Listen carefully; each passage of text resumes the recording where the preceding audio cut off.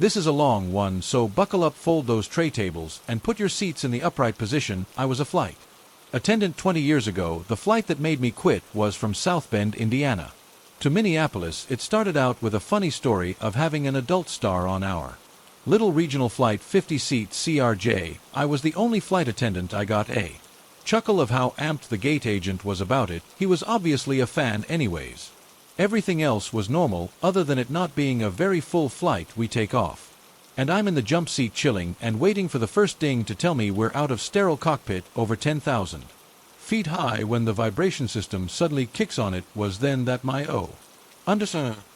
reflexes kicked in, because all I can smell is burning, though there isn't any smoky haze. For a hot minute I thought I was imagining it, but when I looked up, one of the passengers in front of me makes eye contact and gives me a look that confirms I'm not the only one smelling it. No one else notices. Again, it was odd that the first 3 rows were vacant since the flight was only half full, so for the first time ever I reached up and grabbed the phone to the cockpit and hit the emergency button, which alerts the cockpit, but not any of the passengers, unless they know what the flashing light means above my head. The captain answers, and it sounds like he's Darth Vader, since the 2 of them have their oxygen masks on. I said quietly into the phone, what the _ is happening. They tell me they don't know, and they need me to get up and check behind the GY cart, the laboratory, and then pull up to the hatch to the avionics bay, since they can't figure out where it's coming from, and there aren't any alarms going off. Apparently air traffic control couldn't see from the ground if we were on fire either, so I try to, as calmly as I can, move through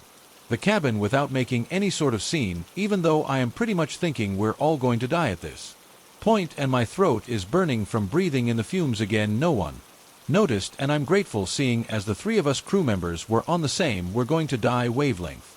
Literally nobody even batted an eyelash at me crawling on the floor and pulling up the hatch to the avionics bay. I still have no idea how no one thought that was out of the ordinary. So there was nothing that I could see on my side, no visible fire or smoke. I call back to the cockpit, and they say that thankfully they're going to let us land, and that while we wait for clearance they're going to vent the cabin to clear some of the fumes. At this point I buckle myself back into the jump seat and try not to look freaked out as I face the 25 souls in the seats in front of me, as the captain announces to the aircraft that there are fumes and we need to vent them, as we need to get back to the airport due to mechanical issues. Yeah, blank stares are aimed in my direction, and I just smile and nod as if this is standard procedure. None of this is standard, so the venting is supposed to feel like a little puff of air next to your ears, but it felt like one of those air cannons punching you on the side of your face, which was just delightful. But soon after we were on the ground safely, and I get to work getting everyone off of this missile to hell so I can have my own freakout moment in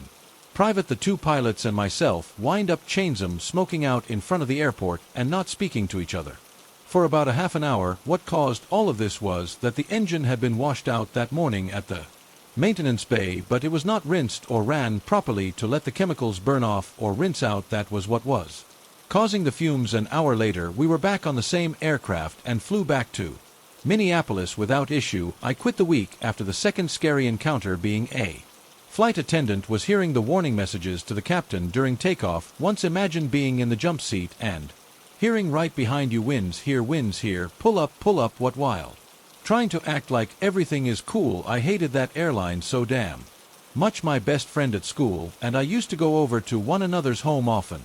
His family was always really welcoming and nice to me. I was encouraged to turn up whenever ever I felt like it. On occasion I would turn up and my friend wouldn't be there, but his mom would be like, "Oh, hey, come on in, it's great to see you. Why don't you hang out here for a bit? I just have to do a little bit of shopping, so could you keep an eye on the place? There's snacks in the fridge." My friend's mom and my mom were very close, so we had a great relationship between our families. I would often stay home for her if no one was home. This experience takes place when I was asked by my mom to go over to my friend's house with some vegetables our grandmother grew in her garden. It was about lunchtime when I headed over. I pressed the doorbell to their home, but no one came to the door. I guess that no one was in. That was fine, because I was entrusted with the location of their spare key. They hid it in case of emergencies on times like this when they were out, and I was sent to return something. I knew to leave it on their living room table and lock up and return the key where I found it. It was pretty routine, so I took the key out and unlocked the door and headed inside. As soon as I got inside, I sensed the presence of someone in the house with me. I instantly knew that there was someone upstairs. I don't know, I guess I heard a noise or something. I thought, this is out of the ordinary, someone should be down here, and it was Sunday after all. I guess that my friend or his mom was upstairs, perhaps ill, and then I somehow convinced myself that one of them had collapsed or something, so I set the bag of vegetables down in the entryway and then headed in. And upstairs I thought that there could be a thief or an intruder up there, so I did my best attempt of being one with the shadows in my mind. I moved as silently as a ninja. I was a kid, so lay off. Let me just explain the upstairs floor plan. If you're upstairs from the back, there's a storage room, my friend's room, and the toilet, and then my friend's mom's room. If you were to crane your head from the stairs, you'd pretty much see and hear anything that's going on up there. When I stealthily got to the top of the stairs, I didn't look because I heard some strange sound. It's like a PPP sound. Maybe it was an air leak, like the sound of a tire being deflated. It was really weird. I heard the sound, then travel across the hall towards my friend's room. I thought, oh man, there's something weird going on here. I don't think that it's my friend or his mom making that noise. I just climbed the rest of the stairs and headed towards my friend's room. I was careless or brave, but it happened. I craned my head around the doorframe, and I saw a man in his room. He was spitting on the floor. That was the source of the sound. It was incredibly gross. I was completely lost for words. It was like I was dreaming. He spun around and looked my way. He didn't seem at all surprised by my presence. He even gave me a cheerful greeting. Oh, hello. I felt awkward enough to respond, oh, hi. That's all I could muster up. I was still very confused. A few seconds or so crawled by, and then I asked, what are you doing? Oh, just keeping my ex in her place, showing her who's boss. This is how you do it. I looked around my friend's room, and his toys, his dresser, his chest of drawers, and his clothes in his wardrobe were covered in this man's spit. I was stunned. There was someone who was completely out of their mind stood there in my friend's bedroom. A thought jumped into my mind, get the police. I ran downstairs and grabbed my grandmother's vegetables and ran to the police station. 3 officers accompanied me back to my friend's house. They headed upstairs, but they said that they couldn't find anyone in the house. My friend and his mom, who'd been out, arrived back to their home to be greeted by the flashing lights of a police car and officers holding notebooks. By the time they heard my story and heard from the officers, they were both in tears. It turns out that the man I had seen in my friend's bedroom spitting on everything was my friend's dad. Apparently, he had been searching for my friend's home after he got divorced from his wife. I have never met someone with that much malice. I never thought that an adult would do that to their own flesh and blood. Well, my friend's mom said to her son, we will throw out everything. He spat on my friend, reacted at first with anger. He actually had to be restrained by an understanding officer. I helped calm him down, and I'm not ashamed to say that I had tears in my eyes too. My family gave some money to my friend's mom. His dad even spat on his underwear. Can you believe that? We wanted to help, but not pity. The money we gave them was given out of love, not obligation, righteousness, or sympathy. There are decent people out in the world, and I personally would never let that bastard's actions cloud my impression of those who do good out there. This is why the story is so hard to share. There's no lesson, there's nothing to be garnered except from disappointment in the man who committed those felt deeds in his ex-wife's empty house. My dad and my brother took turns in picking my friend and his mom up from work, in school, and dropping them off. I was too young for a license. The police let their intentions be known to my friend's dad. Never came. Applause back. My friend has an older sister, and we all think she's being stalked. It's ongoing, but I want to share what's happened. Currently, my friend's sister has been staying with my friend for a while now to get away from it all and repel her stalker. She said it's like living in a nightmare. I wanted to do something nice for her, so I offered to take them both out for dinner to take their minds off of things. We sat down to dinner, and things were going well until I saw my friend's sister's face drop. She began to tremble. I felt bad for asking them to come out. Maybe it was too soon. Then she muttered. He sat behind me. I looked behind her, and I saw an old man with an unnaturally creepy smile. He was peering towards our table. He made me feel nauseous. He was just gross. He was the stalker. My friend had seen this guy following her sister before, so we were beyond it being a coincidence or a case of paranoia. My friend had had enough. She stood up and went over to his table and said loudly, if you don't stop following my sister, then I'm going to the police. Few tables of people looked over, but the old man just sat there smiling that insane smile. After a few moments, he got up and stepped away from his table and left. His expression didn't change, he just kept smiling. We thought that that bit of public embarrassment might be enough to put the creep off and make him leave my friend's sister alone. We were convinced it would work, and it turned out to be a correct prediction. Over the coming days, we would all joke about how easy it was. Everything came to a standstill for her sister, and a sense of normality was resumed in her life. However, just as soon as it ended, it seemed to start again. This time the old man's target of torment was different. This time he was stalking my friend and not her sister. And he was a little more cunning in the method of stalking this time round. The old man began to haunt her life. He would just appear any place she went, but always at a distance or appearing inconspicuous. I will give you some examples. If she was out taking a walk or simply heading home, the old man would appear on his bike riding towards her, or from behind her. He would smile that creepy smile of his as he passed her by. He would be there during rush hour in the subway where crowds are gathered. It made her feel as if she had no escape from him. In places where it was difficult to move or get away quickly, she'd see that weirdo and his smile. Enough was enough. My friend went to the police. Unfortunately, they weren't able to help. They said that because he actually hasn't done anything except smile at her and her sister, they couldn't do anything. She left the station frustrated and with a feeling of vulnerability. The old man and his behavior got worse. He was everywhere. She thought that the police might have been able to intervene when she saw him at college on campus, but again they weren't able to help or offer any kind of protection to the untrained. He was just an old man who was walking around smiling. What's the harm in that? She tried to mobilize all of her friends to help to discourage his behavior, but to our surprise, some of her friends didn't believe her. They said she was grasping at straws. She must have felt quite alone at the time. I believed her, though I had first-hand experience. I saw that creep with my own eyes, plus anyone who knew my friend well enough would say she's far from a liar or an exaggerator. It was helpless every day. She grew more nervous and worn down, and every day the old man just smiled at her. He never did anything, he just watched her and smiled. She eventually dropped out of college and has grown less and less responsive to my calls and messages. I haven't really heard from her lately, and it's really worrying me. I feel as if we are right on the edge of something happening. Maybe I should speak up and yell at him like she did for her sister. But if I did that, wouldn't he just start stalking me? I don't know. Recently I got in contact with her sister and I asked how she's doing. She thought that she was just wrapped up with studies. She didn't know what had been going on. I don't know what will come of this, but I'm hoping she's just laying low for a while. I hope that creep hasn't escalated his stalking.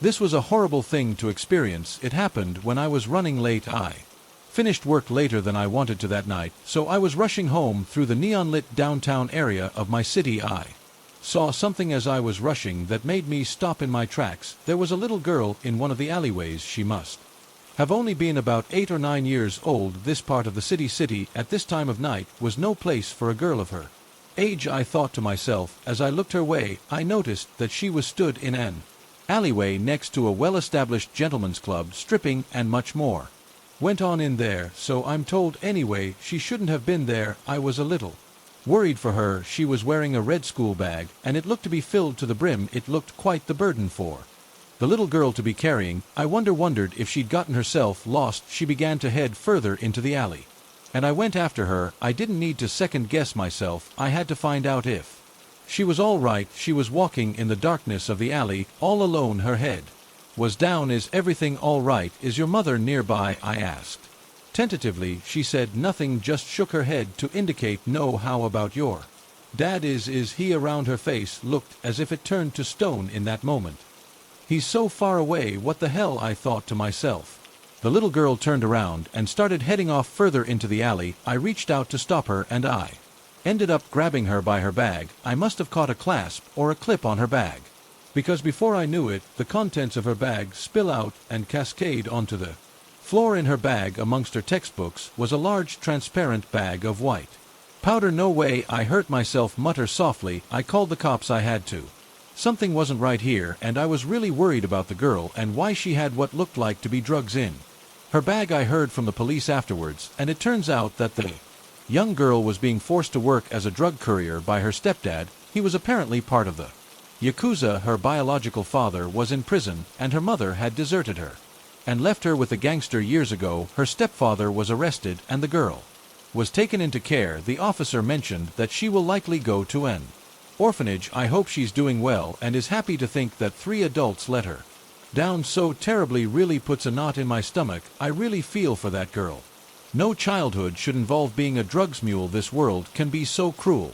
Sometimes I work overnight at a 24-hour diner. You can probably guess what company. I'm used to weird people and odd things happening, but tonight was too much. The restaurant backs up to a field that has a tree line, and my cook and I went out back to smoke. We could hear someone yelling in the distance, but we get a lot of homeless people that come through town that are usually harmless, so we just shrugged it off as weird and went back inside. Later I came out again to smoke and throw away some trash in the dumpster that's next to the field. It was stupid to go over to it, but I hadn't heard that scream again. As I'm walking away from the dumpster, I hear, "Hey, come here, hey, come here." It was much closer than when we heard this person screaming for the first time. I went inside and got my coworker, who owns a car with a spotlight on it. We shined it out into the field, which again, not smart, and we know that.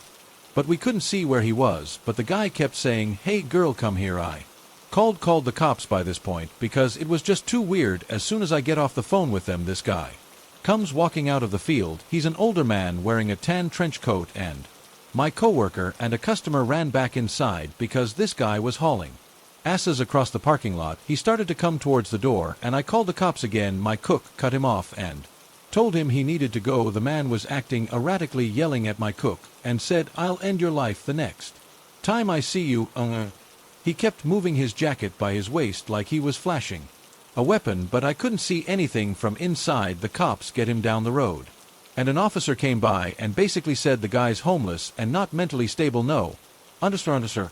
We told him everything that happened, and the cook pressed charges on him. The officer told us that there wasn't anything they could do, and he wouldn't give them his name, so they let him go. Basically, it ended with, "Oh, bye.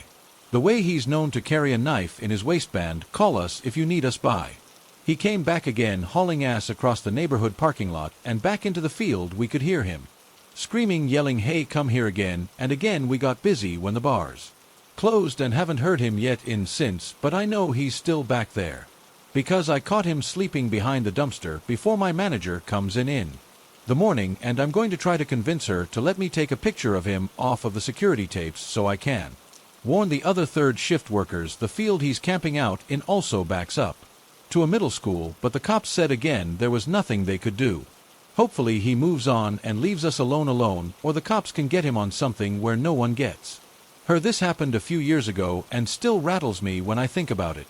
For context, I'm a female, and at the time I was around 25 years old. I worked in an office of around 150 people. One day, I received an email from a coworker, but I didn't recognize his name. The email basically said something along the lines of, "I'm sorry if I did something to offend you given the situation. If you prefer never to see me again, I understand and will avoid you in the kitchen." I was extremely perplexed as I had no idea who this guy was, but I must have done something to offend this person, right? I responded back along the lines of, "I'm so sorry if I offended you. Sometimes I zone out and it can be perceived as if I'm rude, so I apologize." After this response he started getting irritated, basically denying my apology and acting all passive-aggressive about it. I wish I kept a screenshot of these emails, but basically he was confusing the hell out of me with this misunderstanding, so I sent him a message suggesting we resolve this in person. Big mistake. He agreed to meet me in the kitchen in the office. I go there and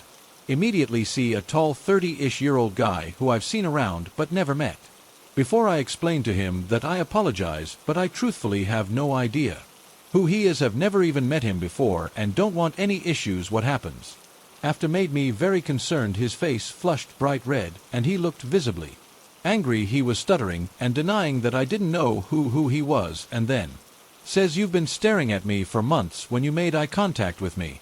You gasped and ran away." Okay, what the I strongly denied this and told him it was a mistake, and he kept insisting that I've been staring at him for months and he could always see me doing it. Eventually, I realized he couldn't see reason and decided to end the conversation. Upon reflection, I realized that it's possible he thought I was staring at him because when you walk into the hallway next to the kitchen, There is a room with glass at the end where a bunch of desks are. His desk would be right in the line of sight if I was walking down the hallway, and he had a funny sticker on his desk I'd sometimes look at, but this seems like a huge stretch. After this incident, a coworker pulls me over and asks me why I was talking to him. I explained the situation. She looked scared and told me that last year he appeared in the office in the bathrobe, raving like a madman at people, and he wasn't fired. Was I dealing with someone in the midst of psychosis? Was he dangerous? No clue, but I reported this ASAP to my manager, who took it seriously enough to tell his manager. I don't think he works there anymore. Thankfully, I left this company 2 weeks later, but I was extra cautious to not go anywhere near that guy. I encountered this on the 2nd of January when I was asleep in my room. I'm an 18-year-old female living in Singapore with my parents in my family. It's only my mom, my stepdad, and myself living in a small apartment. I have my own bedroom. As I'm an only child, my parents took the smaller room, and I had the master bedroom, which has a big window that's facing the back of our house. For my bedroom, there's a big space outside of our window that's between every apartment unit over here, so there's no way someone would unintentionally stand near my window. You have to walk in and go for a few turns.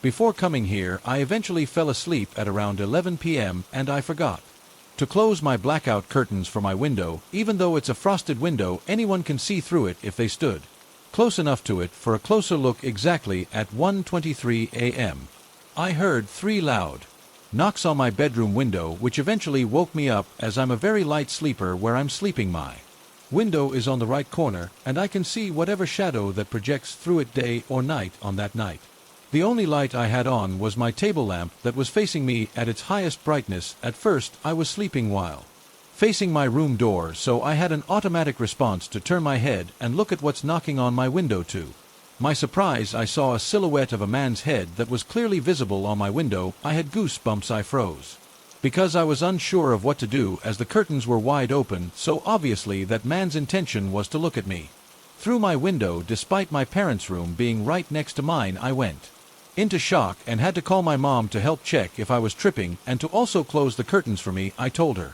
what I saw afterwards. In the end, she advised me to sleep in the living room for the meantime to calm myself down. I felt really uneasy that night. I couldn't go back to sleep since I stayed awake.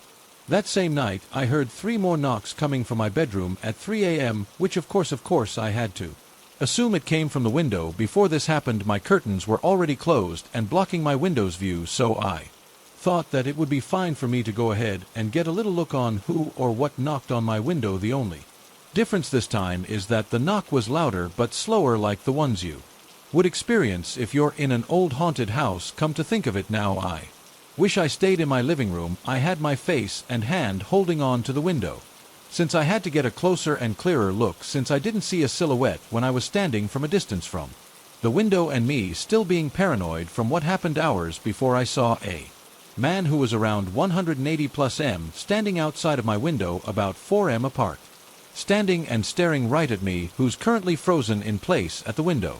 When I saw him, he was wearing long gray pants and a black t-shirt. He was really pale. It looked as if he had no expression when he saw me. By the time it happened, I wasn't really sure if it was the same man that stood outside at around 1:30 a.m. As tired as I was that night, I knew I wasn't hearing things or seeing hallucinations. I was perfectly wide awake when I saw that man. Moral of the story: always check your windows before going to bed, and it's best to get a blackout curtain to protect yourself. I am a psychiatrist, and during my training years, I worked for 6 months at a ward treating patients with depressive and anxiety disorders. It was an old building which had been housing psychiatric patients since the mid-1920s. On our floor, we had 13 beds and a nursing station, a living room, and a few conference rooms. One day, a few weeks in, I am interviewing a patient who, when asked about sleeping patterns, tells me she heard a baby crying at night, waking her up. There are no babies in that hospital, as the place is situated far away from housing areas, and there were restricted visiting hours. Afterwards, the nurse pulls me aside and tells me that the baby crying thing is not a psychotic symptom. She is very serious about this, but won't elaborate. I kind of shrug it off, as either way it has not changed the diagnostic or treatment, and I forget about the experience. Around 3 months into my stay, I sit in the nurses' station, and 3 nurses behind me are talking. One of them says she's very active today, and another responds with, "Really? Oh, I hadn't noticed." I turn around and ask them who they are talking about. They look at each other, and then one of them hesitantly says, "Well, there is a baby here," she cries. Sometimes I of course say no, but they just kind of shrug and smile. Not 30 seconds later I hear it. Sounded far away, but not too far. A cry, clearly a baby cry, sounding like it is separated from us by maybe 2 or 3 walls. I'm perplexed and look at the nurses. They look at me like, "Told you so." I of course ask about this, but they can't say anything else. But this faint baby cry is there and has been there always since then. I heard it maybe 2 to 3 times a week. I told a new doctor about it, who laughed. However, a few weeks into her stay, she came to me, while white as a sheet, and told me she heard it on her coffee break. All the nurses just kind of knew about it, and being in psychiatry, hearing that kind of stuff is not really something you brag about. I was transferred and haven't heard it since. I think about it sometimes, but I don't really know what to make of it. For some context, I'm female, and this happened a couple of years back when I was around 26. This happened in a big city. I was out with my dog, a little chihuahua, heading to a vet appointment. But I was pretty anxious and focused on getting to the vet ASAP. I was wearing a mask because it was in the middle of the worst part of the pandemic, and I was wearing a t-shirt with my university on it. I saw suddenly lock eyes with a guy on the sidewalk headed in the opposite direction, and he comes up to me while I was walking and says, "You went to NYU?" I said yes, and he started to walk with me along the sidewalk the opposite way he was headed. He was right by my side, explaining what a great school it is and how he's in grad school there. Somehow I felt like this was very unlikely. He looked 30 plus and didn't seem to know anything about the college and didn't give any details. He starts asking me more questions, and at this point I'm speed walking down the block, and he just keeps walking right next to me. My dog at this point is getting really antsy, and I'm incredibly uncomfortable as I have no clue who this guy is or why he's trying to walk with me on a busy sidewalk. Suddenly my dog starts to bark and growl at him aggressively, and he doesn't seem to care and just keeps walking with me. At this point it's been like 5 to 10 street blocks with me trying to keep my dog from growling and barking and him asking me questions. I tried to explain I'm going to a vet appointment, but I was nervous. Eventually he says, "Can I see you without your mask?" I legit flat out say no, to which his eyebrows go up like he's shocked. He keeps pushing, and I keep flatly telling him no. Then he tells me he wants me to go get coffee with him and inviting me to go with him. I decline and tell him I have a boyfriend and assured him I was getting engaged soon. My dog is still flipping an absolute barking aggressively at him, but finally after like 10 streets after he realized I'm taken, this guy departs and leaves me alone. Now I know the most likely explanation is guy thought I was pretty, wanted to ask me out on a date, and he was awkward. But holy please do not follow a young woman down 10 streets who you don't know. It was unnerving, and I still remember this years later. I guess he made an impression when I was around 12. I lived with my mother in a granny flat. The flat was connected to the old person's house and was built by his son. The neighbor was called Harry. There were 3 ways to enter the yard, one being from Harry's backyard, one being by the driveway, and the other being the main entrance. The gate at the driveway was broken, and we kept Harry's gate blocked. Harry was an odd guy around 70 years old and always gave me and my mom the creeps. But I remember one day when me and my mom were outside, he started talking to us over the gate and got on what we later learned was a step stool, and my mom told me to go inside. Another time was when I was taking out the rubbish, and when I turned around he was behind me just staring. I tried to leave, but he dragged me into a conversation, and after a while my mom showed up and asked what took so long.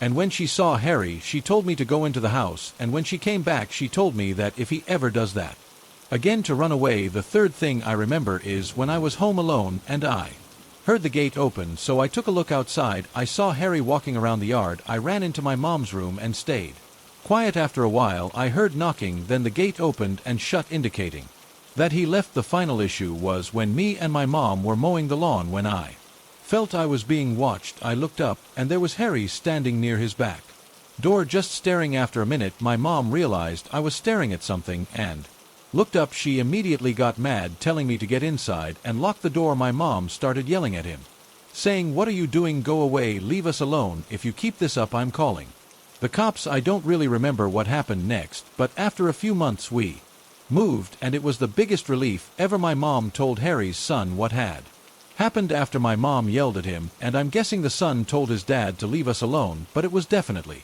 creepy. To give context, I used to be a 911 dispatcher for a small city. We dispatched all law, fire, EMS for the entire county, and within this county were multiple law agencies. I had been there for about 3 months or so when I met him. Jake had recently transferred from a big department in California and landed himself randomly at our department. It didn't make much sense as to why he left California in the first place, but he always insisted it was just time for him to move to a smaller and less dangerous department. Him and I quickly became close and would chat almost every day after I got off shift.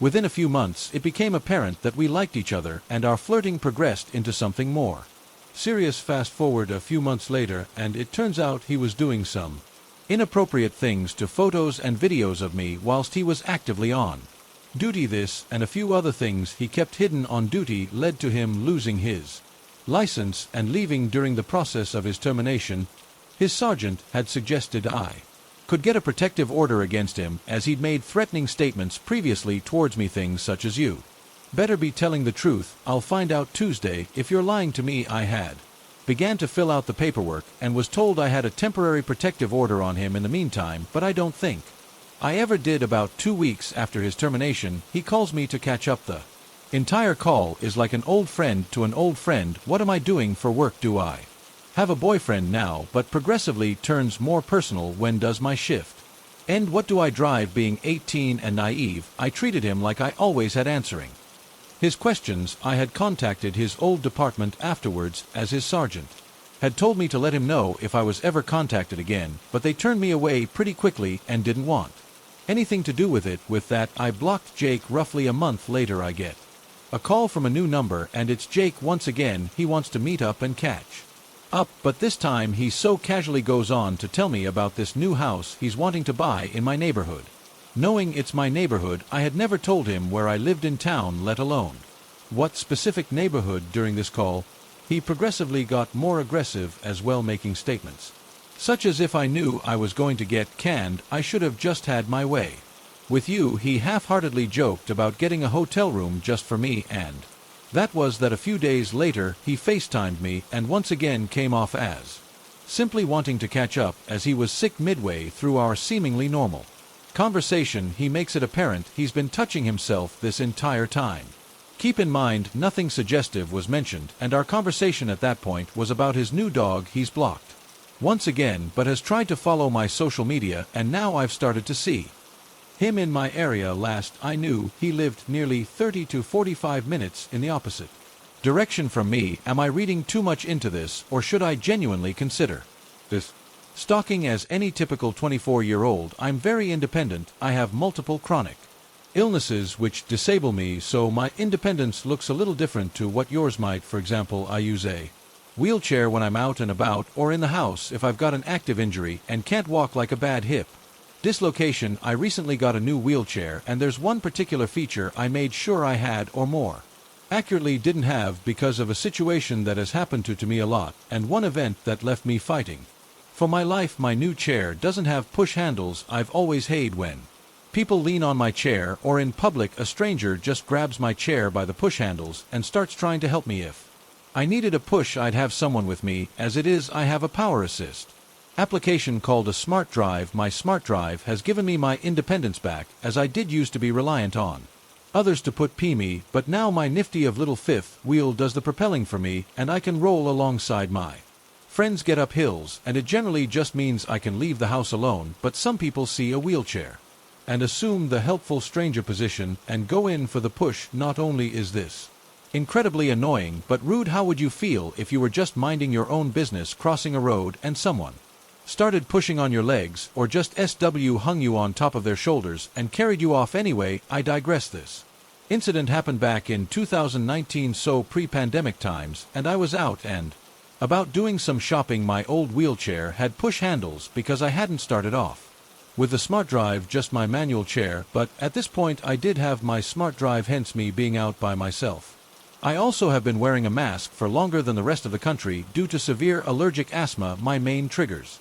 are industrial or environmental particles, sprays, perfumes, and cigarette smoke. So picture this, I'm outside wheeling along on my own wearing my VOG mask, window shopping basically, and then I was whizzing forward, my first thought being that I trapped my waistband accidentally and started the smart drive up, but I very quickly realized someone was pushing me. I tried to hold my push rims to brake and turned around to tell them I'm fine, thank you, I don't need a push, and I actually have an electric box that pushes it for me. But this person just didn't care. They started laughing, a strange forced laughter, and I became more firm. Seriously, let go, I'm fine. This person didn't bat an eyelid. They didn't give a they just kept pushing me and said loudly in a patronizing manner, yes, we're going home now. At this point we're going pretty fast and heading in a direction I really did not want to go towards on account of it being a very industrial area where I know the traffic is bad. Buildings are being demolished for the HS2 railway and lots of people smoking at bus stops. I still have my mask on, but I start trying to reach out to strangers, shouting for someone to help me. No one did. Everyone shrunk away, staring. We had the crazy disabled girl in a chair and her poor carer having to rush her home with a variety of excuses. Oh, I told you we don't grab people. Yes, I know we're getting tired and you're overdue for meds. Let's not ruin anyone else's day. Sorry, everyone. She's in a lot of pain and gets hysterical like this as he rushes me past a long line of bus stops, several smokers worth of fog beginning to penetrate my mask. Seriously, get the off of my chair. I need my inhaler. Let me go. We kept going and turned down a quieter street where there were literally bulldozers and wrecking balls, and the air was thick with dust. I'm getting scared. I'm wheezing. I'm really panicking now as I know we're headed out of town and I have no idea where we are going. Finally he up, stopping my chair, coming around in front of me and ripping my mask off, and begins to say, listen, you little But before he could get any further, I surprised him with a very forceful kick in the crotch. He counted on me being paralyzed, I guess, and didn't count on two things: one, my legs working enough to defend myself, and two, the power of panic and fight or flight when a person's throat is closing up. As he recoiled from the hard kick, I did what I've seen people do in films and brought my hands together and down onto his back as hard as I could, which I think winded him as he let out a wee almost as loud as my own. He dropped my mask on the floor in his panic, and whilst he was backing away, I reached around to my rucksack to grab my inhaler. I immediately took 2 puffs whilst he was cursing and screaming at me, but my ears had blocked up and my vision was going funny. A couple of the builders had seen the commotion and come over the road to see what was happening, and I pointed at the man, wheezed out, help, I don't know him, before I blacked out. When I came back, I was being lifted onto an ambulance gurney with paramedics and a builder around me. The man who had commandeered my chair was gone, and I had a nebulizer and oxygen blasting through a mask over my mouth and nose. I have never been so glad to take a breath. My vision was still swimming, and I felt like I'd been jabbed hard in my throat and couldn't really squeeze any words out. They loaded my chair onto the ambulance, and then we went off to the hospital. When the builders came over and I blacked out, one of them saw my inhaler, saw that my lips were blue, heard my wheezing, and immediately called 999, and the guy who'd almost killed me took off. Another builder tried to chase after him, but he didn't catch up, and the guy got away. The one who called the ambulance came with me to the hospital, and I've since become good friends with him. My family will forever credit him for saving my life that day. The police came to see me whilst I was still in hospital and had me report what they called an attempted kidnapping. At the time I hadn't even thought about what the outcome might have been, but once the police had talked with me, I realized how lucky I truly was. That man could have done anything to me, and if he'd picked someone who couldn't use their legs, it could have ended very differently. They spoke to the builder who chased after the kidnapper that they were never able to catch him or even ID him. In terms of the wonderful Leroy, the police and my asthma nurse commended him on his quick thinking, and I bubbled with his family during the pandemic. Leroy, thank you for saving my life that day. And kidnapper, let's not meet again. At 19, I was hired for the role of a correctional officer. I was one of the youngest there at the time, working at the most dangerous prison in Australia. I'd worked there for 40 years, 7 days a fortnight, 12-hour shifts. While it sounded like a pretty laid-back rule, easy money, really the toll it takes on the mind is unimaginable, to the point where no money could encourage me to redo my time working there. There were good times where the men I worked with would better themselves and make something out of their lives afterwards, but I saw all manner of things, from courtyard fights to someone playing with them in public, to murder and people ending themselves, but none of that is what stuck with me. Through my time there you would think so, but no, the one thing that stuck with me. In my time there was a short-lived and supernatural experience. There was not a single drop of blood spilled during this experience, yet it was one of the most horrific and graphic things I have ever witnessed. It was a night shift. The shift started at 7 p.m. and finished at 7 o'clock a.m. We rarely did night shifts, and this was my first one since finishing training. What usually was a staff of about 200 people had dwindled down to about 30 by 10 p.m. We weren't left alone per se, but we generally did rounds on our own every hour or so. I was prepared and ready to take on the night, and being the youngest on the team and presumably the most naive, there were rounds of light-hearted teasing directed towards me. You'll have aged to 60 by the end of the night. Be aware of the night crazies, young Padawan. The start of the shift was quiet, peaceful, almost no issues, no weird bumps in the night. The inmates were quiet, dead asleep in their cells. It was probably around 4 in the morning. Tiredness was really starting to sink in when I saw a figure shift out of the corner of my eye, just outside of the unit. At that point, I just brushed it off as being sleep deprived and left to myself while the other staff members did their rounds. However, when I saw the figure move back to where it first initially moved from, my alarm bell started going off quietly. At this point, I turned in my chair to face the windows that looked out into the courtyard and focused my eyes on where I saw the figure move to.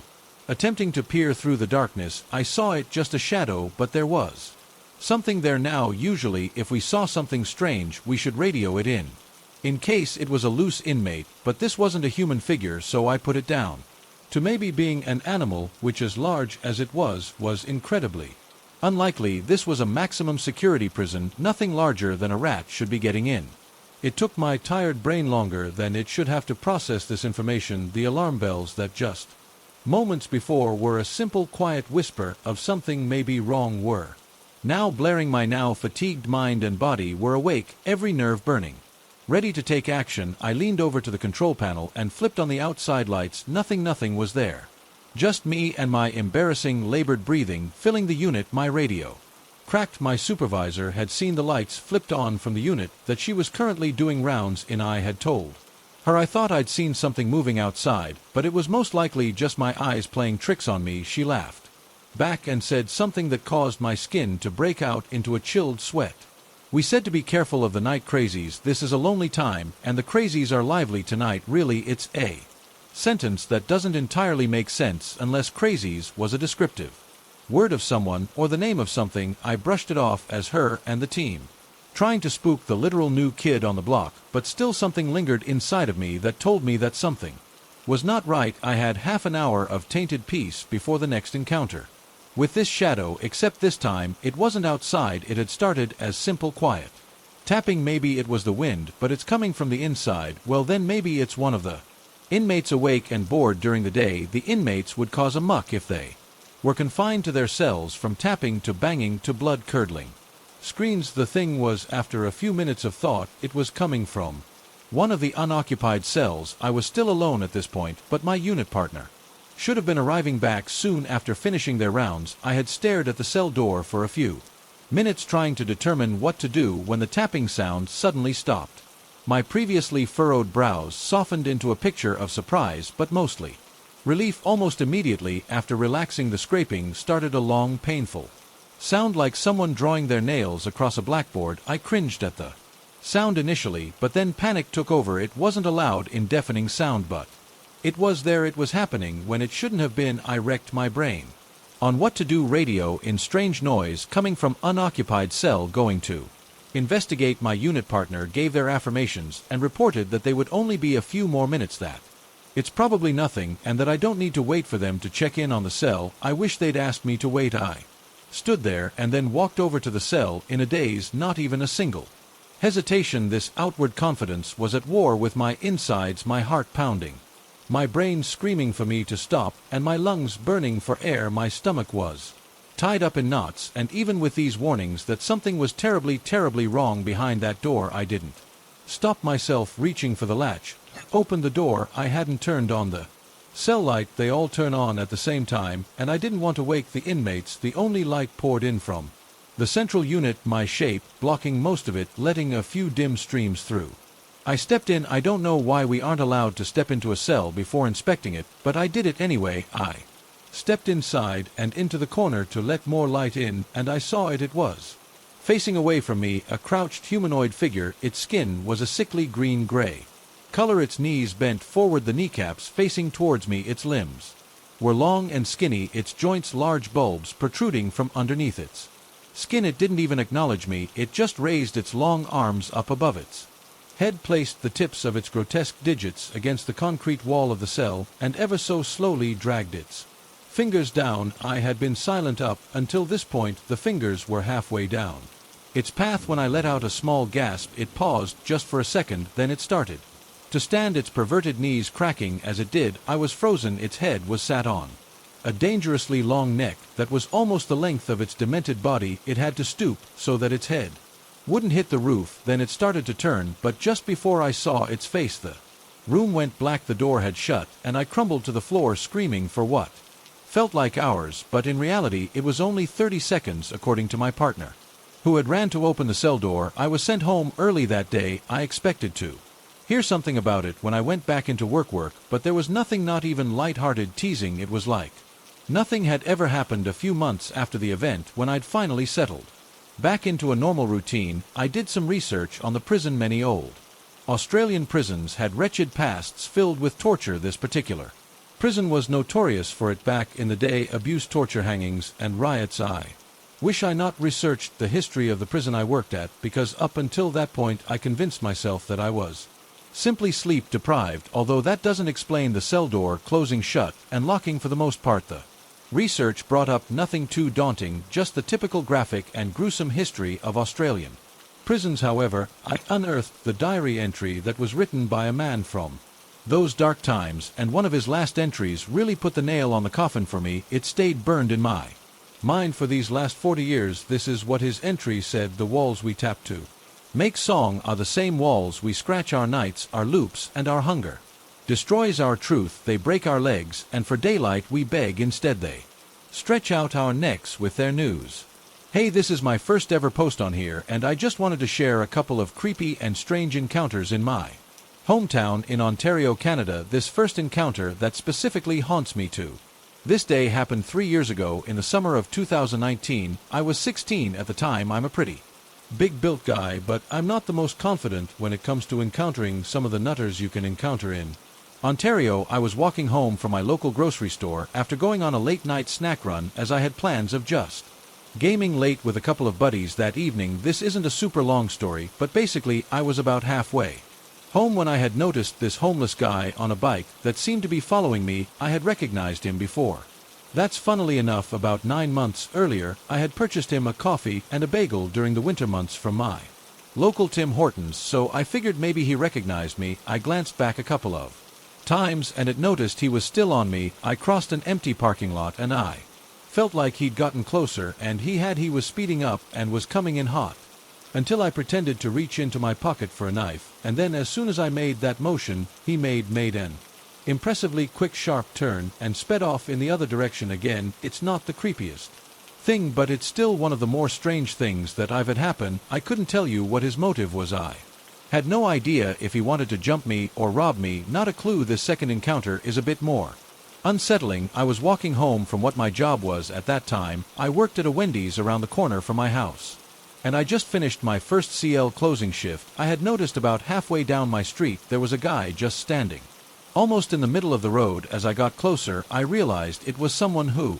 actually lived at a house that was about 6 houses down from mine, and he'd gotten onto his knees and started muttering random words and quotes from actors and movies. I'm pretty sure he was just on something, but he was shouting and smiling like a manic person. At one point, he ended up chasing some guy walking his dog. Right as I had looked back when I got to my front door, hands down some of the wackiest I've experienced. Several years ago, I walked a handful of blocks of the street from my partner's house to a convenience store to buy something to drink. It was about 11 p.m., and I was trying to slide in there before the store closed to set the Scene: we lived in a transitory neighborhood that was chocked full of abandoned houses and crime, with a few occupied residences and businesses scattered about. There were zero streetlights or illumination. Envision a more compact version of the type of Detroit neighborhood exemplified in the movie Barbarian, and you won't be far off the mark. Looking back, the nighttime excursions to the store / from my place to his were absolutely idiotic on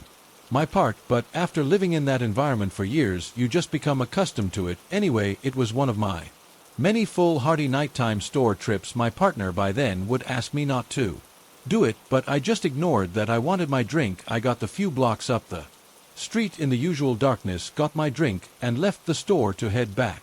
Outside the store, a guy was standing near the trash can, hassling everyone who came out, asking for money, cigarettes, and that kind of thing. I told him I didn't have anything and started to cross the parking lot and head back, but this guy sprang after me like a rabbit and grabbed a hold of my arm. He starts aggressively demanding that I go to a party with him and trying to steer me down the pitch-black side street just beside the convenience store. He was probably 6 feet 7 inches, crazy tall and really thin, with dreads all in his face, making it hard to even see what he looked like. His fingers bit into my arm and felt like they pinched a nerve. My heart starts pounding like crazy right away. I was used to brushing off this type of behavior, having lived in that neighborhood for several years by then, but this was way more aggressive than anything I'd faced so far. I shook my arm out of grasp, told him I was heading to my partner's place and it was only a few blocks down the street. I said that he was waiting for me. I said sorry in an attempt to play him and took off speed, walking down the street as fast as I could. He called after me several times, and then I heard his quick footsteps as he decided to follow me down the street. By then I could feel my heartbeat in my eyes. My mouth had gone dry and I was almost hyperventilated with fear, trying to stay quiet so this wouldn't hear me. I had this feeling that to show fear or to look back at him would cause him to react violently right away, so I just put on a burst of speed and tried to outwalk him. My legs were no match for his crazy long stride, and I could hear little pieces of rock and concrete crunching under his feet as he closed in on me. I literally felt like my heart would leap out of my chest or explode from fear. I tried to walk faster, but I could hear the guy right behind me. I could hear his breath in my ear, and I got this overwhelming feeling that he was going to grab me at any second, maybe with a weapon, and try to force me to walk wherever he wanted me to. The neighborhood is pitch black and there's no real through traffic, not at night. If he wanted to force me to go with him, I'd be powerless safe for trying to run from him, but with his height advantage, I knew he'd catch me fast. Then I could see my partner's driveway and him standing at the end of it waiting for me. He had this terrible feeling and already worried constantly about me walking at night, so he'd come outside to wait for me. I saw that he had his crowbar in one hand, and then my nerve broke and I started sprinting towards him, and the tall guy behind me started to run after me. I reached the place where my partner stood and squeaked out help or something like that. I dove behind him and cowered, waiting for the tall guy to pull out a gun and shoot us both or start struggling with my boyfriend. It didn't happen. He gets right up in my boyfriend's face, standing way too close to him, and asks for a light. My boyfriend gives him one, holding the crowbar a lot in the other hand so that it was very visible. Then I grab a hold of him and yank him into the house, locking the door and absolutely losing it, sobbing and freaking out while trying to choke out what happened. My boyfriend goes looking from the windows and sees him kind of standing around and then leaving. He saw him here and there for months afterward, up at the store or walking up and down the street. Unsurprisingly, I'm sure I never took another nighttime walk. I still sometimes have nightmares about it. This is the late 80s, early 90s. I was around 6 to 7 years old. I'm at home with my sister, who's 14 to 15 at the time. We grew up in a small Texas town. Everyone knows everybody. We're home alone this particular night, and my folks let my sister babysit me frequently. We always got along due to our age gap. It's about 8 p.m. in the winter, so it's dark, and we're in the common room since that's where the TV was watching 60 Minutes or 48 Hours or hard copy or some __. It was one of those news pieces on CBS that chronicle large crimes in depth, things like trafficking, murders, kidnappings, and the like. Basically a gritty Lifetime special. This one was a typical story. Guy next door that was quiet went on a rampage in his next door neighbor's house, mutilating them and kidnapping their young daughter. Well, the thing about our house common room is the door leading to the backyard was a large glass door on a wall of floor-to-ceiling windows, nothing but blackness beyond it unless you have the backlight on which we did not. The front doors on the side of the room with a small entryway. This is a solid door so you cannot see what's beyond it, with a glass storm door on the outside of it. About 45 minutes into the show, they're talking about the ongoing manhunt for this crazy guy, and all of a sudden there's banging. It's coming from the front door. We jump the underscore up and scream like banshees. Dead silence now. The only lights on in the house are the kitchen down the hall from the common room we were in, and the light from the TV. We start thinking something on the porch had simply blown against the door. This was West Texas. Crazy strong winds out that way. Well, a minute or two of silence and us holding each other. Post-adrenaline overdose passes. Just when we are about to declare everything is safe, we hear the storm door on the outside of our front door close. Underscore. Someone had to have opened the door to be able to bang on the front door more like that. We're both frozen in the middle of the room on the floor where we've been watching TV. My sister crawls over to the TV and turns it off. It was an old TV, so you had to turn the metal dial to switch it off, which it does with a mildly loud thunk. Now it's just us in a room dimly lit by the kitchen light down the hall. I do not remember how much time passed with me frozen and my sister still crouched by the now off TV, but we kept making eye contact, then looking at the front door. I remember this part vividly. I'm on my knees sitting on my feet, and I turn around to look at the back wall of windows and glass door we hear, and I see the back door knob turn. It was locked on the knob, but not dead bolted. It rattles slightly as if someone is gently trying to handle. Neither of us make a sound. We just held our breath, and then banging loud as hell as if someone's trying to force the door open, just jerking it back and forth. The whole wall of windows is vibrating violently, and I can see with each jerk of the door how my slight reflection gets fuzzy, then clear, and then back to fuzzy. My sister flips her and screams bloody murder. I'm still FR on the floor. She gets up and basically drags me into her bedroom, slams the door, and throws her mattress and anything she can in front of her door. Thankfully she'd remembered the phone, one of those ungodly heavy beige plastic long metal antenna portable phones. We still had to direct dial the sheriff there, and in her panic she didn't remember the number. She just hit redial on the phone. It was one of her friends, and she tells them in broken gasps that someone is trying to get into our house and they need to get there right now. I'm curled up on the floor and cannot stop shaking. We don't hear anything else until we see the lights of my sister's friend and her parents driving up to the house. We never did find out who was at the door or why. There was no signs that anything happened except a couple of scuff marks at the bottom of the back door that we couldn't remember if they were there beforehand or not. Nothing like that has happened to me or her since, but we damn sure never forgot to lock a door after that. I grew up in Wolverhampton in the West Midlands, UK. I was 12 years old, and let's just say I didn't have the easiest of upbringings. I was smoking, drinking, and staying out late around this time of my life, so I was bunking off of school. My mom was at work, and it was late morning time, around 11 a.m. I wanted to buy some cigarettes, but as I was well under the legal age, I had to hang around outside the shop and ask strangers if they would take my money and purchase them for me. About a mile and a half from my house there was a little shop called the Spar. It was on a fairly busy road. A row of hedges lined one side with a gap that led into the field beyond, and houses on the opposite side, so I was standing maybe 15 ps from the shop waiting for people to walk past so I could ask them to purchase my cigarettes. I usually second-guessed if they would be willing by how they looked. I asked a lady, maybe mid-40s, shoulder length blonde hair, black business trousers, pink elbow-length jumper, looked like she smoked, and she said no. I asked a guy, maybe mid-50s, shaved brown hair. He was wearing blue jeans and a white t-shirt. He ignored me, so I was getting desperate by this point and decided upon asking anybody that came by. Then I see a rather disheveled-looking man coming up the road towards me past the row of hedges. He was wearing dirty dark brown suit trousers and a button-up dark brown dirty velvet jacket. He had a black bowler kind of hat on, and he kind of limped a bit as he walked. As he got closer to me, and I was trying to suss out if he looked like the type that would possibly purchase a 12-year-old cigarettes. I noticed he was probably homeless and possibly in his late 50s to early 60s, but I thought, hey, he probably smokes. I'll ask him. As he approached me, I gave him the usual line, "Excuse me, mate. Would you please go and into that shop and get some cigarettes for me? He stopped and thought for a second, then said, how old are you? I lied, I'm 15.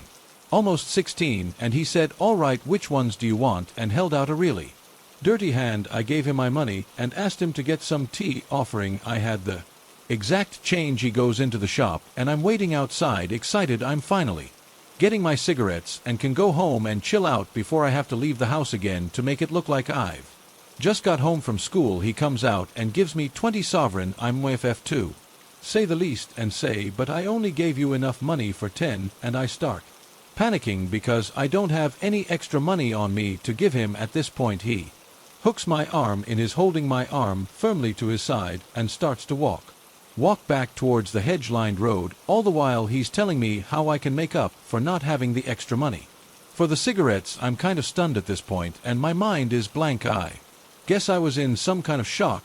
He leads me through a gap in the hedges and into the field, all the while talking non-stop, still briskly walking with my arm locked in his. He's telling me how I can come to his house and help him fix the roof tiles. I'm still in silent shock. The field is huge, and I can see it leads into more fields and more fields. I can hear the cars behind me getting more distant. I can't see any houses for miles. There's just fields. He's still talking, but I'm not taking in what he's saying. My mind starts to race. I finally realized something about this isn't quite right, and I have to get away. As he's walking, still holding my arm, I suddenly and violently pull back with my arm straight. My arm slides out of his very quickly, and he goes flying forwards and lands in a heap on the floor, and I take one big step backwards. I'm terrified at this point, but still in shock. I can't speak.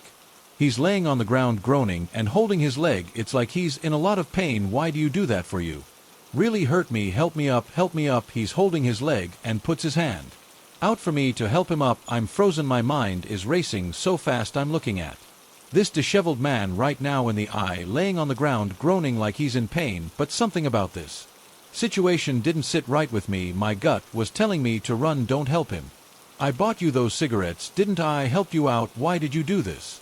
You've hurt me. Help me up. I take another step backwards, all the while looking into his green eyes. All of a sudden he stops groaning and asking for me to help him up.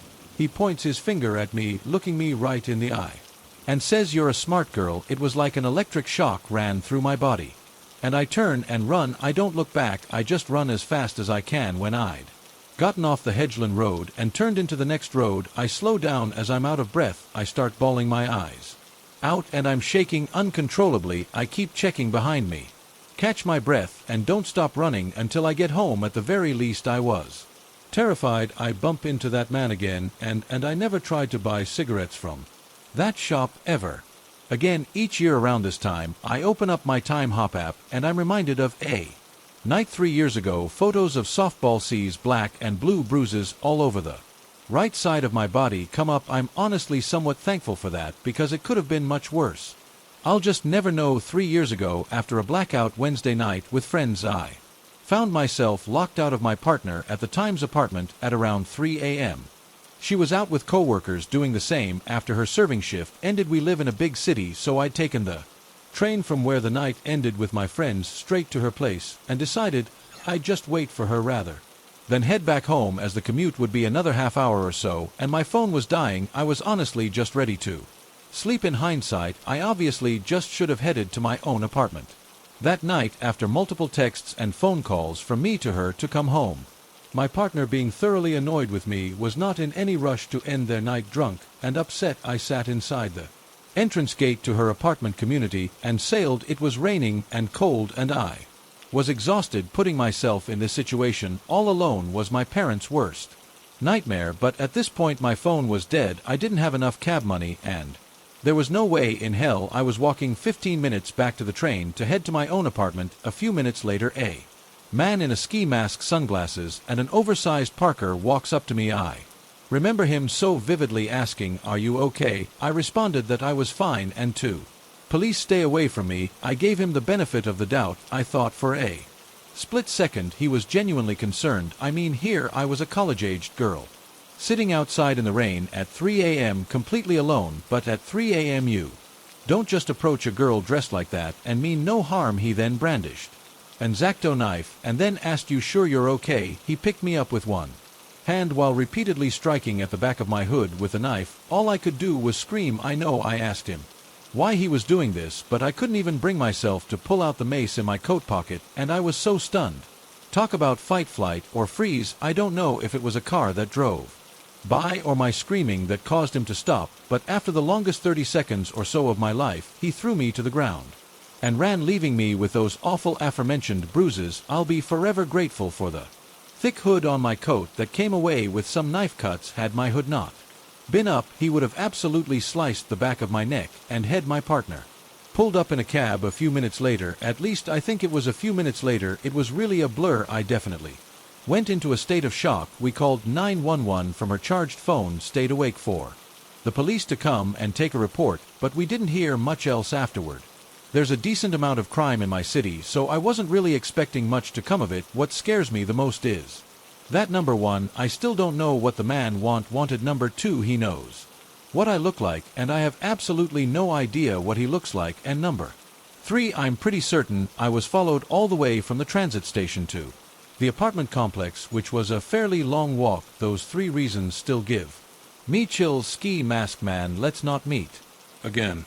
When I was a teenager, I used to go out camping by myself. I had a spot where I liked. That was across a few fences from my grandparents' house in the middle of nowhere. One of the places I cut through was a pasture full of cattle. Around cattle, especially cattle unfamiliar with me, I try to be very careful to not spook them, but otherwise cows are pretty easy going. This was about a mile from my grandparents' house and probably about 2 from my destination. The one time I remember I slipped through the fence to find the cattle already freaked out. They were insanely agitated about something I was not aware of, so I stayed well clear of them as I went through the pasture. I had a good time camping that night and packed up the next morning. As I went back into that pasture, however, it was this ridiculously bad smell. It smelled like a skunk had fought with something in a fertilizer barrel of and the barrel broke open. It was awful. I tried to look around for the cows to make sure they were not going to surprise me, and I could not find them.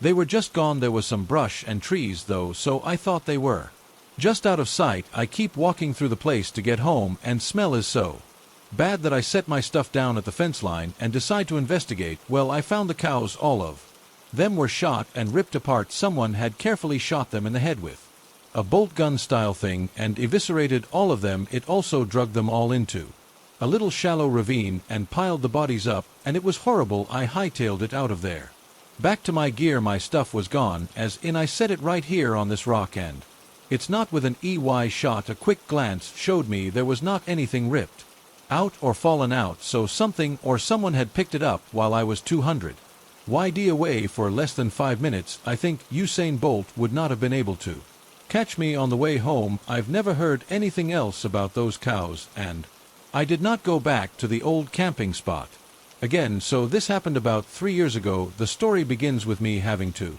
replace a large section of drywall in my house, as I had a bad leak on the 3rd floor bathroom of my house. I have a very trusted contractor that I've used and my family has used many times before. I've never had a bad experience either way. It's Saturday morning and I let his crew into my home. I pay no real attention other than saying a quick hello and opening the door for them to bring in their materials from their truck. I'm upstairs studying and minding my own business when my roommate texts me that one of the workers is possibly drunk. Now, a bit of backstory: there have been several times before where she has falsely thought that there are sketchy people on our block. We live in a city, however, they have always turned out to be construction workers or service people, so I wasn't exactly surprised. I text her back that it's okay because I've used this crew many times before, and because it was in the morning, he probably wasn't drunk. She insists he is to me, so being the male of the house, I decide to check it out. I walk downstairs and notice there is one guy who isn't working. He's just walking around aimlessly amongst the crew without a real purpose. He is a large, well-groomed white man dressed in clean, baggy, casual clothing. I go up to him and he mumbles some absolute gibberish words to me that I cannot understand, and I can tell that he definitely isn't drunk, but that he might have some intellectual disabilities. In my mind, it was a better than good chance that he was a relative of one of the workers, given that they seemed comfortable with him walking around the work area. Fast forward about 2 hours, I have to run to a quick doctor's appointment, and while I'm leaving I noticed that the guy is sleeping on the couch in the living room. On my drive to the doctor, I decide to call my contractor who was at another site to let him know that one of his guys or relatives of his workers was sleeping on the job. He's extremely embarrassed when I tell him and tells me he'll call his crew to take care of the issue. 15 minutes later, I get a call back. While I'm in the car, in a very timid voice, he tells me that the person isn't with them and that they have no idea who he is. My heart stops, and like a movie I literally swung my car around and started speeding home at top speed. I immediately call my roommate to tell her to lock herself in her room and that he's asleep, so not to do anything crazy. I then call 911 and explain the situation. I arrive to the house and wait for the cop to get there and was very happy that they brought two of the biggest guys they had. They enter my home and immediately question and remove him from the house. It becomes very obvious that he absolutely had no clue where he was, and after the cop told him he was lucky he wasn't shot, you could tell how scared he was. He apologized profusely to me and said that he was off his mats and was looking for a halfway home. He tells the cop he needs to get his bag, which he left upstairs. The cop obviously doesn't let him get it, but strangely makes me search for it and retrieve it. I have immediate flashbacks of Brad Pitt and Seven. So I wasn't too happy with the officer. Luckily, it was just filled with books. After this is all done, I go to do laundry and notice that this guy spilled detergent all over the walls and floor of the laundry room. I guess he tried to do laundry and forgot that the detergent goes in the machine, not on the walls.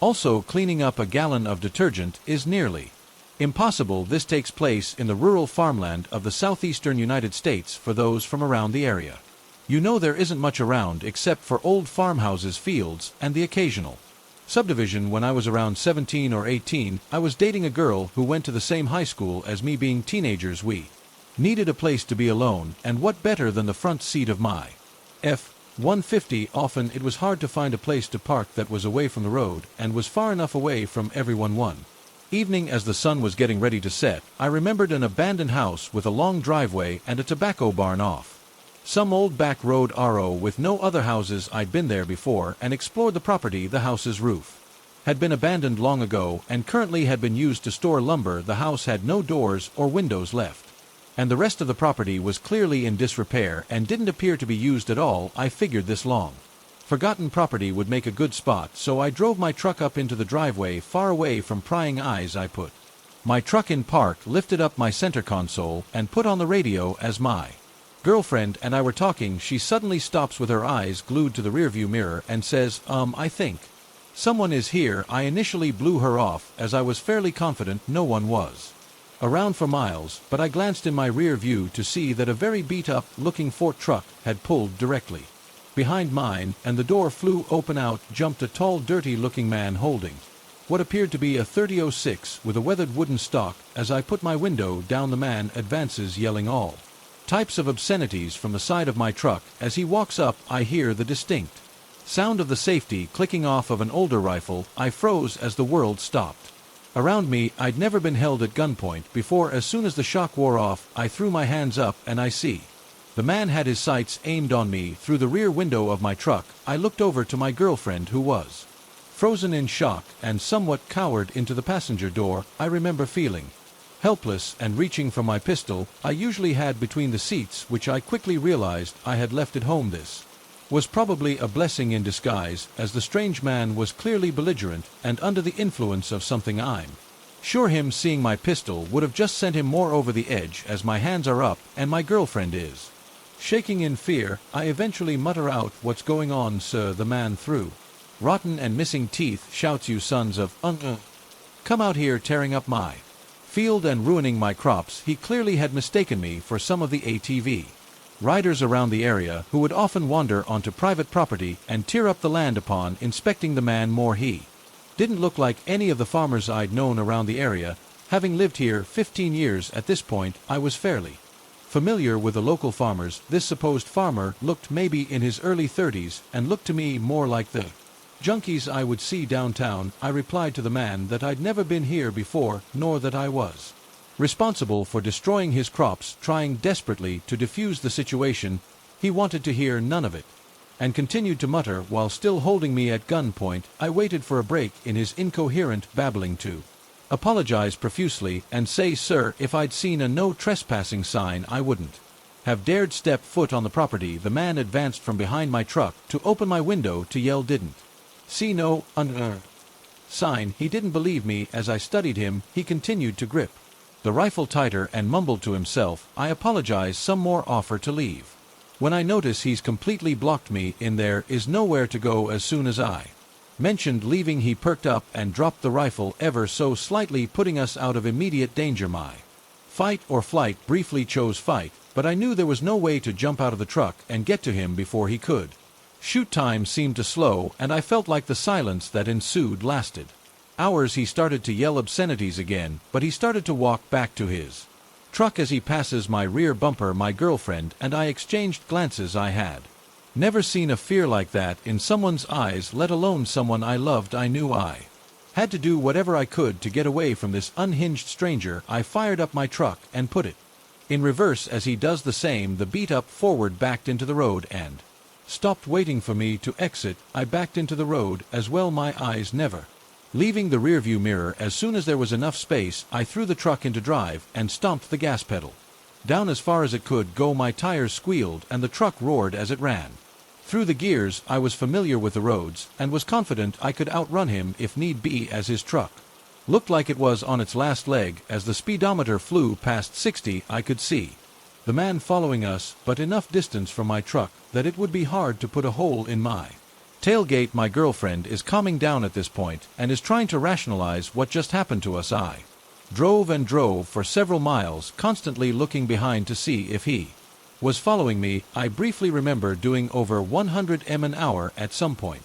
The mood in the cab changed to utter disbelief as we talked how the crazy supposed farmer looked and awkwardly laughing off our near deaths. I never saw the man again after that and never returned to the abandoned house except for the next day to leave him some ruts in the front yard of the rundown property. Looking back, I haven't the slightest idea as to how the man knew we were there, as we weren't visible from the road, nor were we followed. I personally think he was just some tweaker, as I knew most of the farmers in the area, and being in small town you know everybody. I had never seen this man in my life, nor have I seen him since. I certainly was in the wrong being on private property and had heard horror stories of people running from CRA farmers as bullets flew over their heads. However, a couple of kids parked up in what was clearly a forgotten property several hundred yards from the nearest field shouldn't have warranted a firearm pointed at me and my girlfriend, who were sitting in a clean truck that obviously hadn't been tearing up any fields, coming from a farming family and being close with the farmers in the area. The last thing you would catch me doing is tearing up someone's livelihood.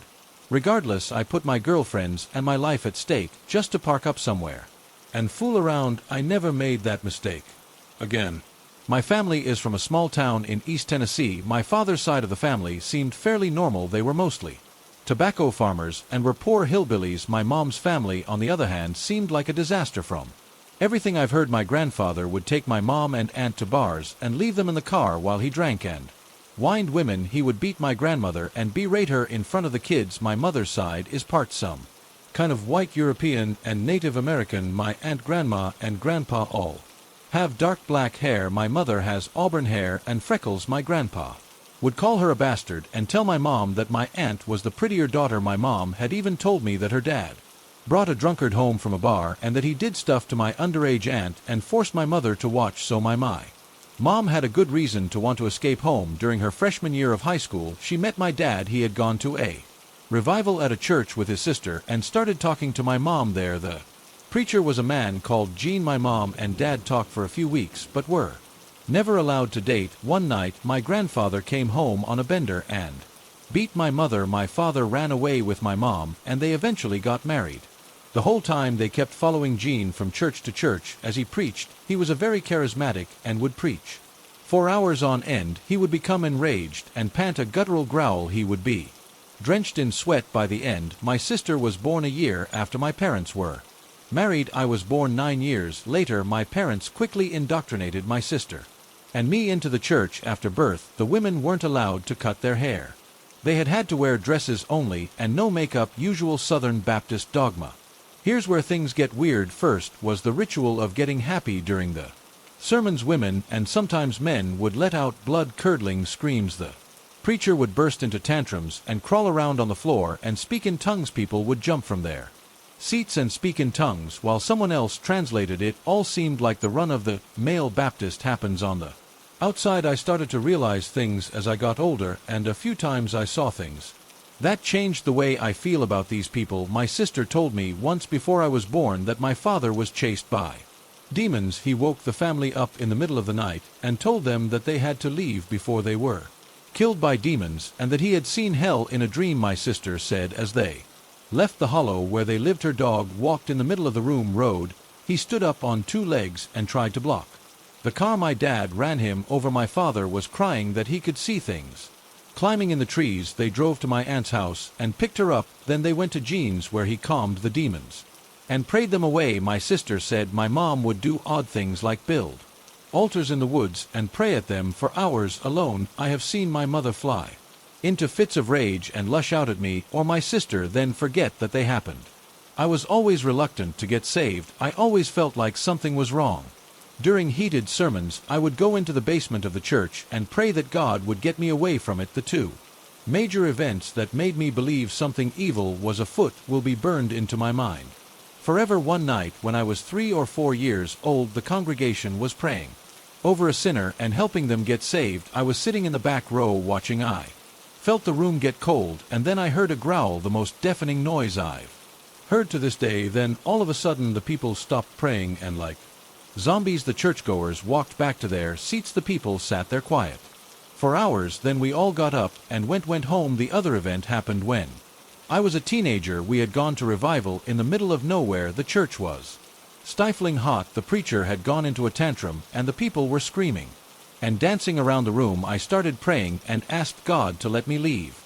The back door of the church opened on its own. I stood up and walked out, and no one seemed to care. My parents didn't even come to look for me until church was over. I had a dream once that I was in church and the lights turned to an amber glow. Gene was preaching. He told the people to stand up and follow him. The people stood and followed him out the door. They followed him into the woods to a well. There he marched them in a straight line into the well. I could hear hell coming from inside the hole. Lastly, there were the animals. They would come to the church and harass the people. The church was in the woods, so I didn't think much about it at the time. A bear would come and scratch at people's cars, and deer would roam around the parking lot. I moved out at 18. My mother threw a fit at me and hit me and screamed at me. I never went back to church there again.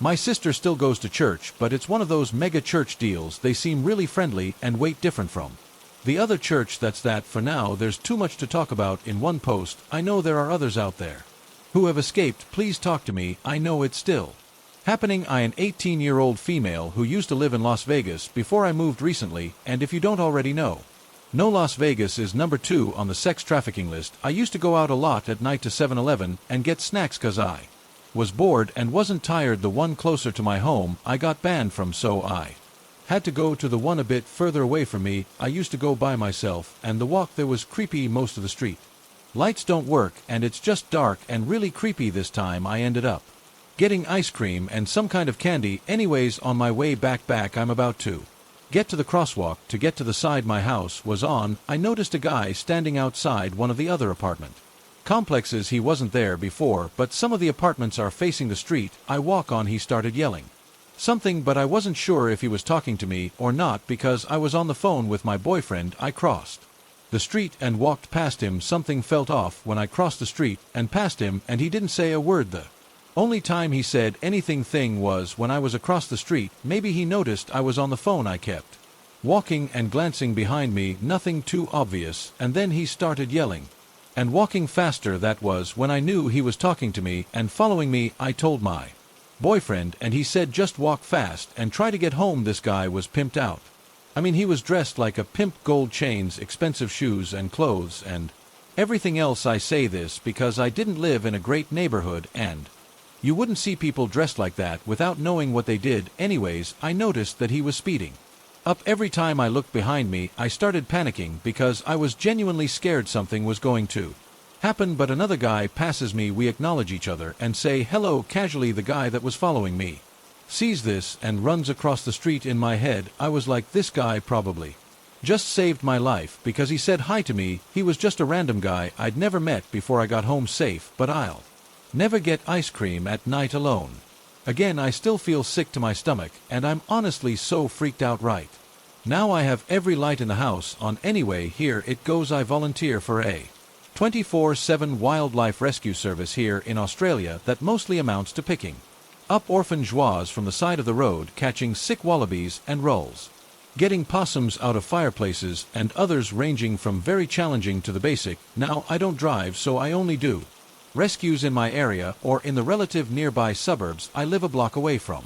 A wildly reserve that has a problem with toxoplasmosis, a parasite that is basically deadly to most macropods. That's animals with pouches or marsupials. So when there was a call out at 9 p.m. in the reserve right next to me for a medium-sized wave with toxo, I'd been bored all day on my day off and went, hell, why not? I got my rescue tub, which contains my essentials, and went on my way. The couple that called in the room were at the entrance of the trail, and they told me where it was. I knew them. Our dogs like to play together, and I was easily able to understand what part of the track they were talking about, and I trust them. They offered to come with me, but it was cold and late, and I didn't want to stress the little guy out by having so many people around it, so I politely said no, and that I got this. My area is very and I've had no problems walking out late at night or in the dark, so I walked the 30 minutes uphill into the reserve and found the poor wallaby. He was so lethargic he didn't bother to move when I went right up to him. Now, he was a very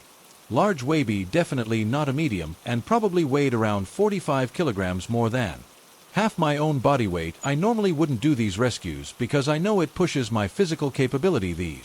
So I gently maneuver him into the sack I had in the tub. I tie it with some cable ties and pop him in the tub. Now, having grown up in the area and in the Australian bush, I'm very used to the sounds of the animals in the night, the scratching movements, hissing, growling, all that stuff. And since I had my head torch on the entire time so I could see where my feet were going, I was fine. You develop a sixth sense of sorts. I knew the sound so well. I was a nighttime bush tour guide a few years ago before I got sick, and when I get a hair-raising feeling on the back of my neck, I know something isn't right, and it's sure as sure every hair on my body seemed to stand on end. I'm on the balls of my feet. I scan the surrounding area thinking it might be a snake or a lost dog or something. Nothing, confused but still trusting my gut. I slowly start to travel back down the trail. The wallaby is too heavy. I have to stop every few meters and put it down to stop the tub from cutting my hands. Then there was a large crack and movement to my rear left. I spin around and start internally freaking out. That was no animal sound. I knew it had to be a person. It was way too big, and there was sudden silence. Like whatever it made the noise, it stopped or was stalking. I decided to just it. I pulled on my gloves, hoisted the wallaby over my back, turned off my light, and started booking it down the trail, sticking to the right side just along the edge of the trees, leaving my tub behind. I doubt anyone would take it, and honestly I was freaking out so much I couldn't give a _.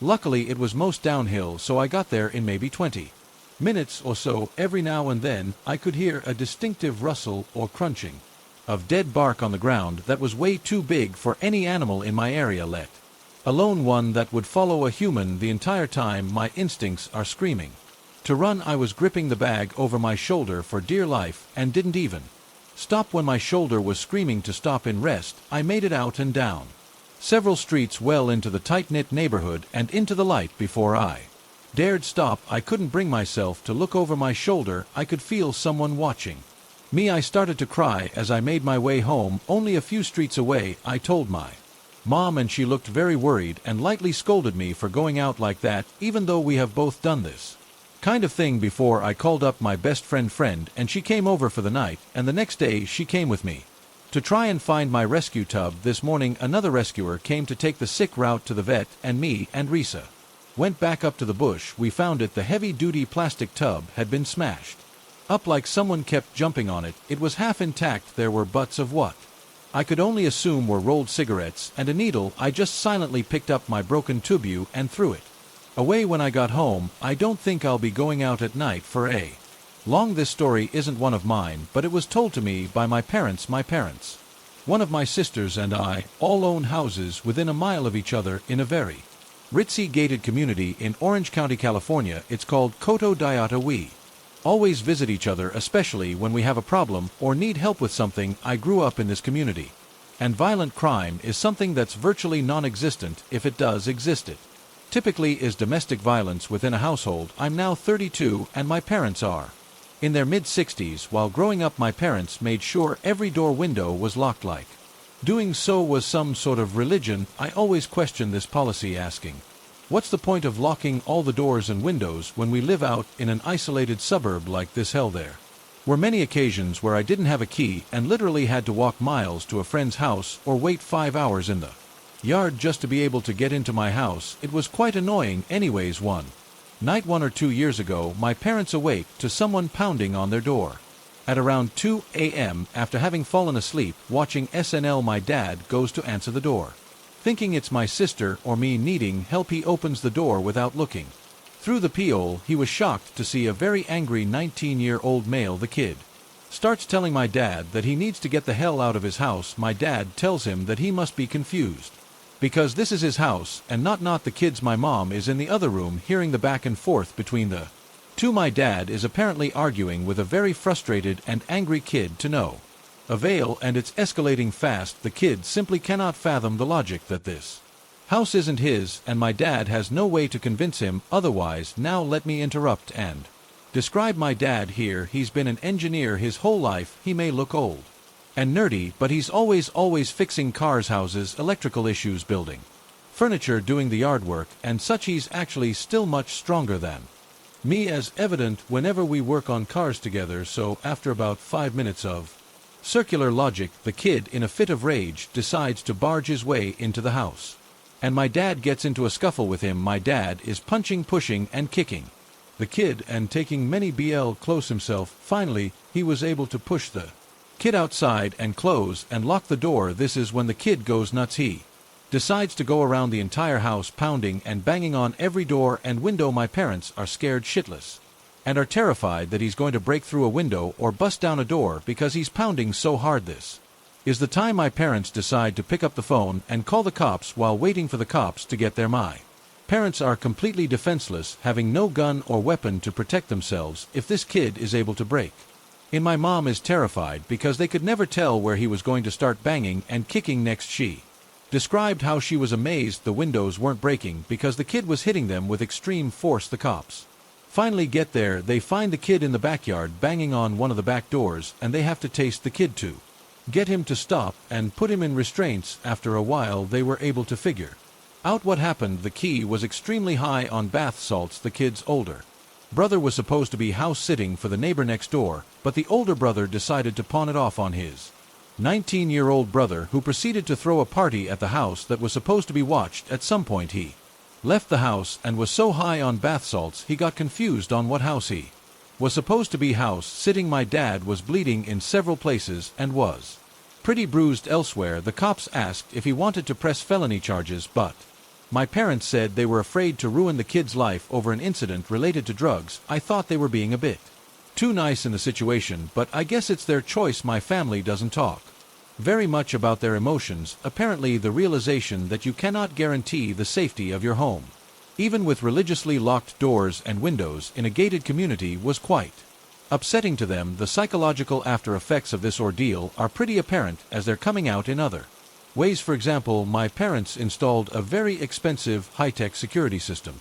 within a week or two of the event, and I could tell they were rattled by this event for a while, but they just didn't want to admit the fact that the situation could have been a lot worse had my dad had been traveling for work or not able to overtake the high kid. Oh yeah, another interesting fact of this story is that the kid who attacked my parents and his brother live with their parents directly behind me, about a mile away from my parents' house and the house they were supposed to be sitting. I'm just going to include several experiences I had while delivering pizza for a popular chain a long time ago. I live in a small rural town in the southeast us, and it has the usual suburban developments as well as some more outlying country in rural areas. When I was younger, just as I'd moved out on my own, I worked as a pizza delivery guy. These are some of the creepy encounters I had during this time.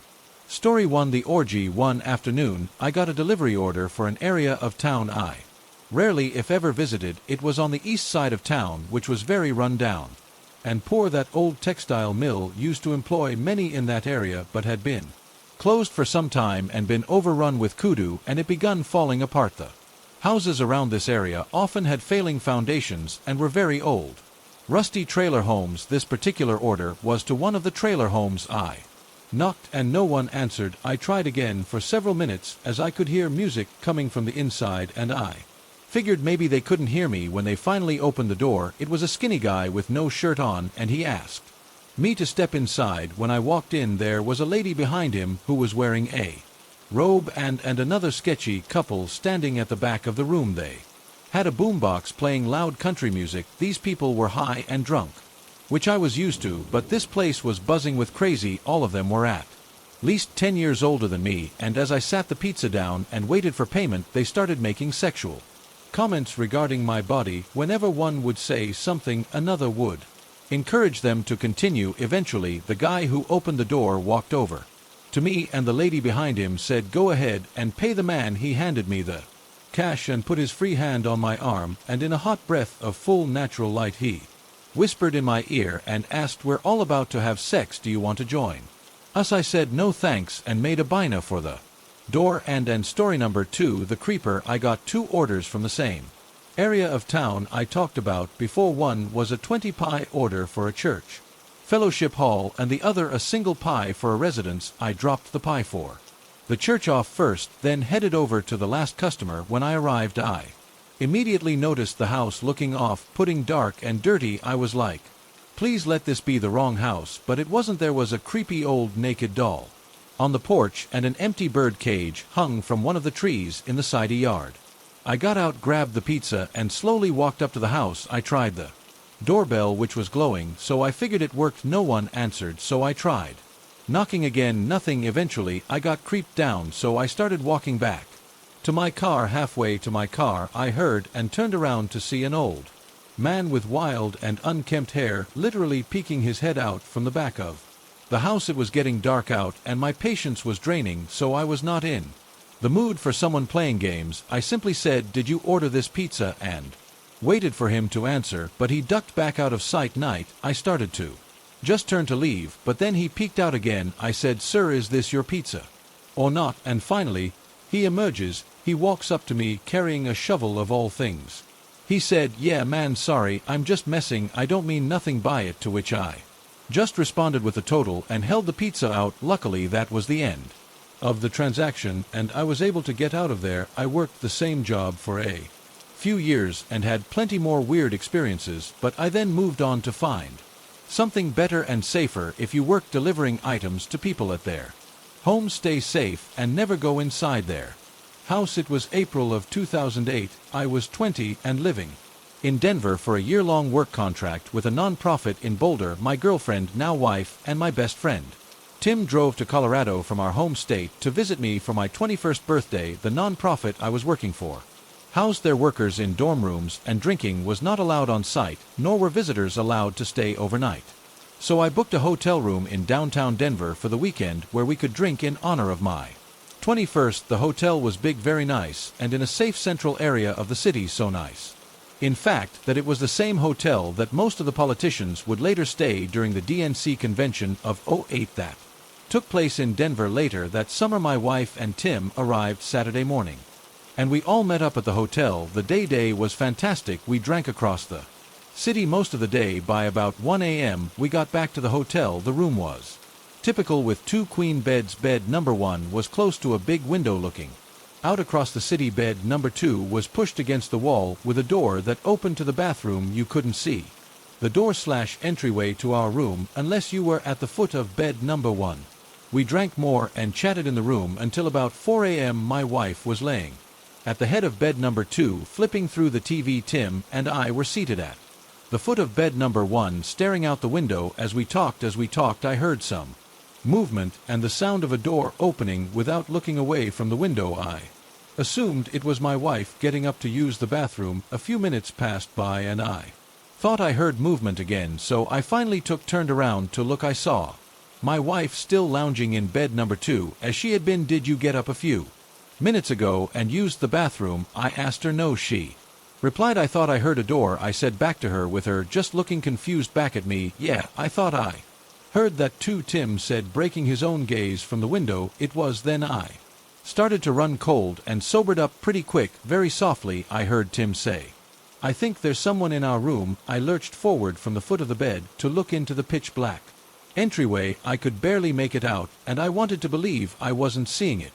But there was a man dressed in all black with a black baseball cap pressed into the 90 degrees corner of the entryway where the room door and wall met. Absolute silence fell on the room, and it felt like hours passed by as I started to panic in my mind like no way I ever have in my entire life. We all knew we weren't alone and hadn't been for a while, and he knew we spotted him.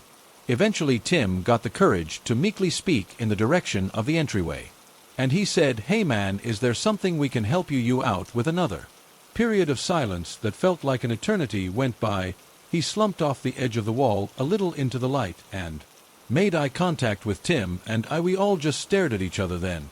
Eventually he spoke up and said, is this room 1709? No man, it's not. Tim said, stroking his beard nervously. He stared at us for a while longer, raising his eyebrows and shaking his head. He then turned around and left. We then erupted into a million curse words and paced around the room. I called the front desk. They told me that he was drunk and they found him in a stairwell, but they directed him back to the right room. Minutes later Tim called the front desk and they told him he was not a guest. He was apprehended in the stairwell and taken into police custody. Then a while later they told my wife he disappeared and they had no idea who he was or what he was doing. They told her there wasn't even a room 1709 in the hotel. We got 3 different stories. We still have no idea what that was all about or how he managed to get a key card to our room. We were sure the door was closed. It was easily the most terrifying moment of my life. Always use the latch in hotel rooms. We got this stay refunded and about $200 in credit for food from the hotel. We should have sued, but we were young and dumb. I hope you enjoyed that, guys. If you have a scary story you would like me to read in an upcoming video, this is one way to help me guarantee variety in the stories I share. You can email me or post it to my subreddit. I'll drop the details in the video description. Thank you all for listening, and a special thanks to my patrons and channel members who now have early access to Adri videos as well as other behind-the-scenes content. Thank you to Dixie, Busby, Michelle, Green, Misty Raker, Michelle, Brooks, Lavina, Cordelia, Kirby, Harris, Angie, Linda, Rebecca, James, Mason, Hayes, Chelsea, Muffet, Lisa Prentice, Michelle and Kevin, Amanda M, Rebecca, Morris, Yennefer, Jessica, Leigh, Brock, Ballard, Kim, Thompson, Angela Reeves, Sherry, AGI, Nathan, Shadwick, Nicholas Johnson, Samantha Place, Cheryl Duckworth, Scout, Monk 400-55Z, Harris, Unladylike 13, Ventura, California, Elizabeth Mayers, Alexia Tuttle, Marshana Rainey, Wos upon Mary,